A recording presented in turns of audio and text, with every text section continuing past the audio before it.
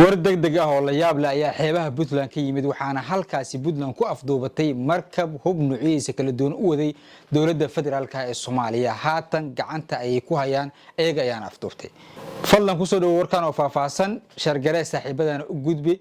xeebaha Puntland hadda war ka soo dhacay waxa uu sheegayaa in markab siday hub nuuciisa kala duwan oo dawladda federaalka ee Soomaaliya u raray kaasi oo ka soo baxay wadanka Turkiga lagu afduubtay xeebaha Puntland taasi oo ciidamada Puntland ee BNPF loo yaqaano ay afduubeen kuwa badda markabkan ayaa waday hub nuucyadii ugu dambeeyay ee Soomaaliya ee beebayaal ah sidoo kale qaarkood sheegay inuu taangeeyahay iyo hub aan la keenin gabi ahaantiisba East Africa oo markan ay ugu horeysay dawladda Turkiga ayaa la sheegay hubkan nuucyadiisa dhan calaamadihiisa inay ku buufsan yihiin dawladda Turkiga ayaana Soomaaliya ugu talagashay si loogu dagaalamo kooxaha argagixisada ah laakiin ciidamada Puntland ayaa markabkan afduubay haatan gacanta ay ku hayaan arintan ayaa waxay tahay war shoog ah oo ummadda Soomaaliyeed dhagahooda ay la yaabeen maadaama Puntland ay ka mid tahay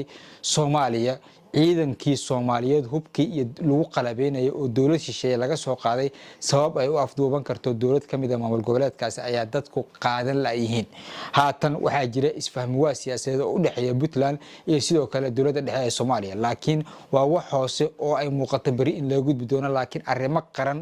iyo hub lagu qalabeynayo ciidanka xoogga dalka Soomaaliyeed oo ah nuuci ugu dambeeyay in la afduubto ayaa waxa ay tahay mid ammaanka galeenay